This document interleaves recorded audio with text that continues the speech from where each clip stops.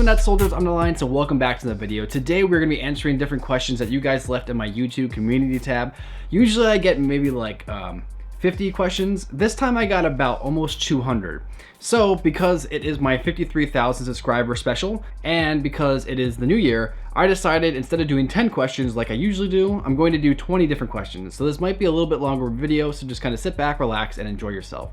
Now with that said, if you enjoyed this video and you'd like to see more, please remember to like, subscribe, and notifications for more videos. And with that said, let's begin.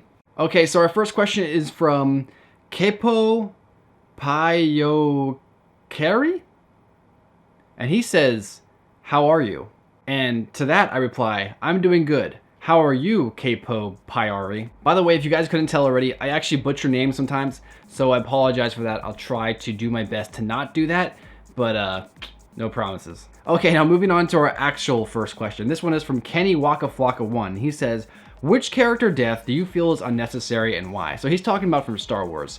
If I had to choose a character death out of all the Star Wars movies, TV shows, cartoons, comic books. So for those of you who watch my videos regularly, you guys would know that I am not a massive fan of how they dealt with Luke in The Last Jedi.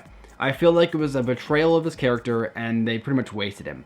So if I could do one thing, I would definitely take his death from The Last Jedi and I would have removed it and actually had him alive for the final confrontation in The Rise of Skywalker. Maybe he actually gives his own life to give enough power to Rey to be able to defeat Palpatine or something like that. That would have been a little bit cooler to me. I don't like the idea of one of the strongest Jedi that we've ever known, and especially if you look at the extended universe and Legends, he is the strongest Jedi pretty much that we've ever seen, just to kind of be wasted. And I know that there are people out there who really do like this adaptation of Luke, but I feel like it was definitely a step back from the character he should have been. But yeah, if I had to pick the most unnecessary death out of Star Wars, yeah, it's probably him. Next one we have from the Hamilton Show, and he says, "Can you do another Versus series?" Okay, so for those of you who don't know, probably my newer subscribers, you guys don't even know I used to do this, but I used to do a bunch of Versus series about every week. Now, of course, they were shorter videos, and they weren't necessarily meant to be big, longer, you know, full of quality type videos. They were just kind of little appetizer videos that I would throw out to keep people entertained. Now, what's interesting is because when they first came out, they weren't that popular, but over time, I've kind of gained a lot more fans on those Versus series, and I have a lot more people now asking for them now than I did before, like 2 years ago when I started doing them. So I actually stopped doing them because they weren't really getting many views and people didn't really care about them. And now I've kind of gained a little cult following because of them. So here's the question, guys. Do you want to see more Versus? If so, let me know in the poll up here. I'm going to put it on top of my screen. Go ahead and click that and vote. It's going to be yes or no. If I get enough yeses, then I will definitely do the Versus again. But if people don't want to see it, I'm not going to waste people's time. So with that said, let's move on to the next question. Next one we have from Big Purr, and he says, "Who is your favorite Sith?"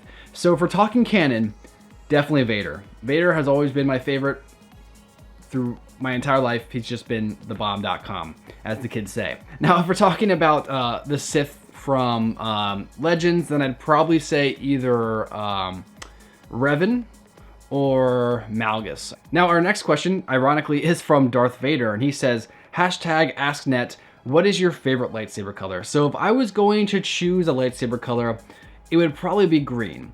And the reason for that is because I've always just kind of preferred the green lightsaber.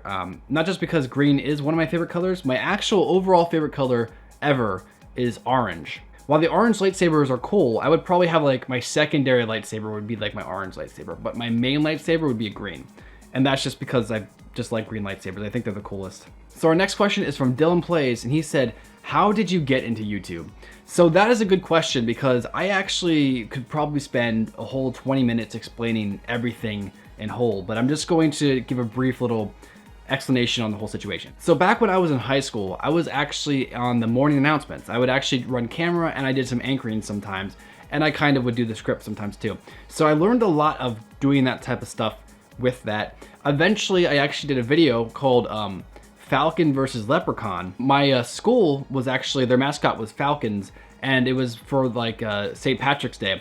And I had my friend dress up as a leprechaun, and I dressed up as the Falcon, or at least I used the Falcon's head from the mascot, because I also was a mascot too. And I would just, we just did like a little dance off, and I added different people into it, and I had a great time making that. And that actually became one of the most viewed videos at the time on like this different thing. It was called like SchoolTube, I think it was called. There was like YouTube and there was SchoolTube. And SchoolTube was like the one that, like the academic version of it. So it wasn't like fun content on there, but it was, you know, if you wanted to go check out all the different schools and stuff they could do, we were on there. So I actually had one of the most viewed videos on SchoolTube, so that was pretty cool. Eventually when I graduated, I saved up enough money to buy a camera and buy some software to do some editing, bought a mic, and just did some videos with friends and stuff. And eventually, as time went on, I made a new channel. That has a completely different story behind it that's gonna take much longer to explain, so I'm just gonna skip that. And then my channel initially started as a tech channel, and I'd like to just do like unboxings and review on tech. And eventually I was watching Revenge of the Sith one day, and I thought I could make a video off of it, so I did, and people really seemed to like it. And I decided to make another Star Wars video and another Star Wars video, and eventually I became a Star Wars YouTuber. And that's okay to me. You know, I love Star Wars, but I do kind of want to branch out more in the future. So you guys are going to be seeing different type of videos from me coming out in the future that aren't going to be necessarily Star Wars related, but that's okay because I like the idea of being able to branch out and be more than just a Star Wars YouTuber. But that kind of explains how I got into YouTube and why I am at the place I am now. So there you go. Our next one is Coaster Mania, and he's asking, what is your favorite movie of all time? So this one's interesting because if you watch the majority of my talks when I'm talking about Star Wars movies, you instantly think Revenge of the Sith is my #1 movie. And the truth is, Revenge of the Sith is probably my #3 or #2. And the reason I say that is because my #1 of all time is Lord of the Rings, The Return of the King. I met someone recently who said, I've never seen Lord of the Rings movies, and I looked at them and I said, you have to watch them now. They are masterpieces. You don't really have to throw the Hobbit movies in there. If you want to add them into there, you can, but I usually keep them out because the Lord of the Rings trilogy by itself is just so good. And the thing about the trilogy is that while each film kind of does its own thing, they all have one cohesive branching arc with different type of storylines and characters coming in and kind of all coming together. But every single film is great on its own. You don't even have to really watch part 1 and part 2 to get part 3. You don't really have to watch part 2 and 3 to understand part 1. You don't even have to watch part 1 or part 3 to understand the second part. And there is no other trilogy you can do that with. So that is just awesome that they're actually able to do that. Maybe like the How to Train Your Dragon movies, but those stories are kind of like disconnected. Where the Lord of the Rings trilogy, they're all one big story cut up into 3 different pieces. So I think it's really cool that the movies can actually do that, and it's one of the reasons why all 3 of them are actually in my top 10 movies ever, which I'm gonna probably do a list on that in the future. If you guys want to see that, let me know in the comments below. But yeah, it's so good, and that's why it's my #1 on my list. Next one we have from Evan Klein, and he says, which Star Wars character is the most similar to you and why? Okay, so this one has always been pretty easy to me. I think personally, the Star Wars character I can mostly idealize with is Qui-Gon Jinn. And the reason for this is because Qui-Gon Jinn knows his duty. He will follow the rules to a point where he feels as though it is wrong. Or he feels as though if the rules aren't getting him what he needs, he'll bend them a little bit. He doesn't necessarily break the rules, but he does what he has to do to be able to do the right thing. And that's one of the coolest things about Qui-Gon and why I always loved him. And he's actually my favorite character out of the entire Star Wars universe. Not just because, you know, he has a green lightsaber and he's Liam Neeson and he looks cool, but he also is just like, as a character, he's me. So that's why I always really liked him. Next one we have from Buzzard3322, and he says, thoughts on the upcoming ObiWan series. I don't know what it is. I'm going to try to avoid as much information as possible. I'm gonna watch the trailers, of course, but when it comes to like extra leaks and stuff, I just avoid all that stuff because I want to go in nice and fresh. I've been wanting a Kenobi series since after Revenge of the Sith came out. Like, this is a movie that I think every fan, especially of the prequels, well, I should say fans of the Revenge of the Sith and fans of Obi-Wan, have been waiting for this movie / show for a long time. We initially were going to get a movie, but then they changed it into a TV show when they saw just how popular The Mandalorian was getting, and I understand that because that's probably a genius way to do it because The Mandalorian was great.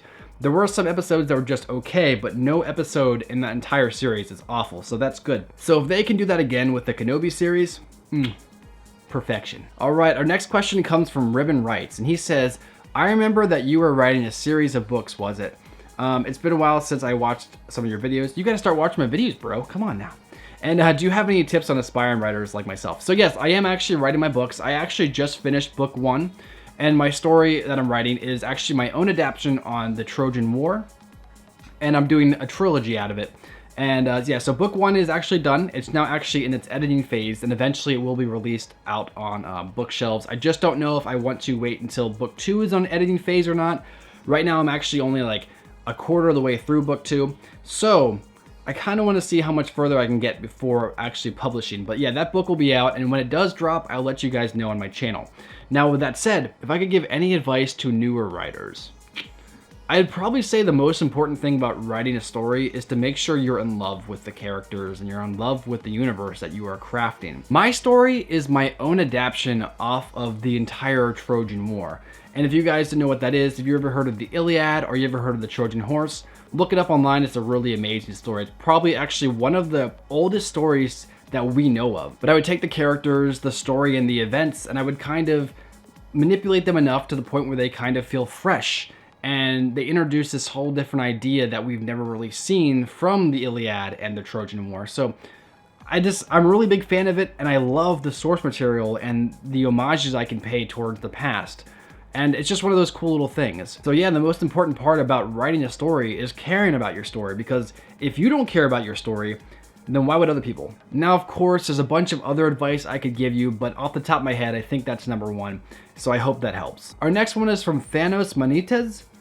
And I think that's how you say that last name. And he says, which moment in The Rise of Skywalker got you the feels? Mine was when the I know moment. Okay, so there are 2 moments that really hit me. The first one is when I thought Chewbacca died. That was maybe go, whoa, hold on a second here. Now, of course, we do find out that Chewie's safe, so that's okay. And then later on, when Chewbacca finds out that Leia died, oh man. I don't tear up in movies, okay? Because I'm a man, you know? I'm a big, strong man. I mean, look at these muscles, you know what I mean? I didn't tear up, but I kind of felt like I should have teared up. You know, I felt it coming, but I held it back. But I'll admit, that was sad. Okay, our next question is from Darth Jar Jar, and he says, what was your favorite movie of 2019, and what movie are you most excited for 2020? 2019 was definitely Avengers Endgame. That was by far the best film that I saw out of the entire year. Just my opinion. Other people might disagree with me, but that's just how I feel. Now, if we're talking about what I'm most excited for 2020, probably the Godzilla vs. King Kong movie. I like the new universe that they're introducing, and I actually thought that the King of the Monsters movie that just came out, that was really good. I enjoyed it. I mean, yeah, it's not like, you know, great. It was, in my opinion, a Godzilla movie, so I was happy with that. So I can't wait to see what happens in that film. So yeah, I guess if I'm excited about one film coming out, it's definitely that one. Next one we have from Purple Blissophy, and they say, who is your favorite character? One from Legends and one from canon. Mine is Luke, and then he talks about he likes them all. Okay, so for me, I already said Qui-Gon is definitely my favorite character from canon. Now, if we're talking from Legends, probably Kyle Katarn. I always thought he was an interesting character too. He was very similar to Qui-Gon, so that might be the reason why I feel like I'm more on his side. Younger Kyle Katarn was much more darker than Qui-Gon though, but I think that when he gets a little bit older and he matures, he definitely becomes more like me, so that's why I like him. Next one we have from Med109, and they say, what's your favorite video game? So for me, my favorite video game of all time is Halo 3. I used to stay up all night for like on straight week just playing Halo 3 with my friends. Every single night we would just meet up. It could even be like a school day. I would sneak out of bed, go down to the basement where I had my Xbox, and I would just be playing Halo 3 with my friends, even though I was supposed to be sleeping. And I didn't care. It was the best game. If you have not played Halo 3, it's coming to PC very soon, and it's gonna have mod support. Halo Reach on PC is incredible, so Halo 3 on PC is gonna be so good. So good. Next one we have from TobiasMan Schmidt, and he says, what is your favorite franchise besides Star Wars? Oh, this one's easy. If we're talking about movie franchises, definitely Marvel. The Marvel franchise is actually like up there with Star Wars for me. So Star Wars, I'm super nostalgic about. I love Star Wars, but I also really love Marvel. So I guess I'd probably put those two at the same position for me. I don't really talk about Marvel movies as much on my channel because, you know, people tend to like my Star Wars thoughts and less of my Marvel thoughts. But when the new Marvel movies start coming out and Star Wars hype kind of dies down more, I'm going to do more Marvel stuff. So if you like Marvel, remember to like, subscribe, notifications. Next question is from NRaptor8A, and they say, why did you start your channel? Okay, so I kind of answered this earlier. So I started my channel because I wanted to just kind of do it as a hobby. Eventually, I made some videos that people really liked, and YouTube started paying me good money for it. So I started making more videos, and here we are. So that's kind of the reason why.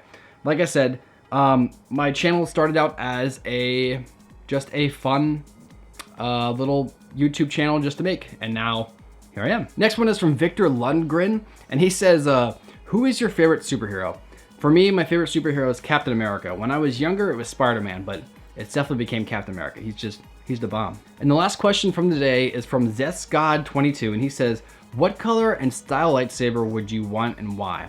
Okay, so I mentioned the color earlier. I'd definitely pick a green lightsaber, and I would have like a secondary, smaller hidden lightsaber somewhere, and that would be orange. But if I was picking a lightsaber form, I would use Makashi. Now that's the form that Count Dooku uses. If you guys saw my older lightsaber tournament videos, I haven't actually made one of those in a long time. I actually haven't battled with my lightsabers in a while. I have them back here, but I haven't really messed with them for maybe like a year and a half. So it'd be interesting to see how good we would be now that we haven't really been practicing at all. Might have to do that video. That sounds like an interesting idea. Back to the question. The reason why I like Makashi is because you really have a good distance between you and your enemy. And when you're versing against someone who is super like offensive, you can just annihilate them with that stance. So the idea is you keep your hand out, right? So you have this extra reach, and whenever someone comes to attack you, you can just bop, take out their leg. Bop, take out their arm. It's unbeatable if you're versing an opponent who is offensive. Now, if you're versing an opponent who's more defensive, that's when the Makashi stance doesn't work. So there you go, guys. That was another hashtag AskNet. If you guys want to see more of these, let me know in the comments below. If you have any questions for me, let me know down there. I actually answer, or I don't answer every question, but I see every single comment on my channel. That means hundreds of comments a day I actually do see, even if I don't answer. So just so you guys know, when you guys comment, they're not going unnoticed. I'm actually paying attention. I'm seeing the stuff that you guys are saying. I'm seeing the stuff that you're suggesting. I'm seeing the constructive criticism, so keep that stuff up because I appreciate it. Now, the toxic and trolling people, I get rid of you guys right away. So that's just how it goes. So yeah, this video has kind of gone on long enough. So if you enjoyed this video, please remember to like, subscribe, and turn notifications. And until next time, guys, I'll catch you later. Peace.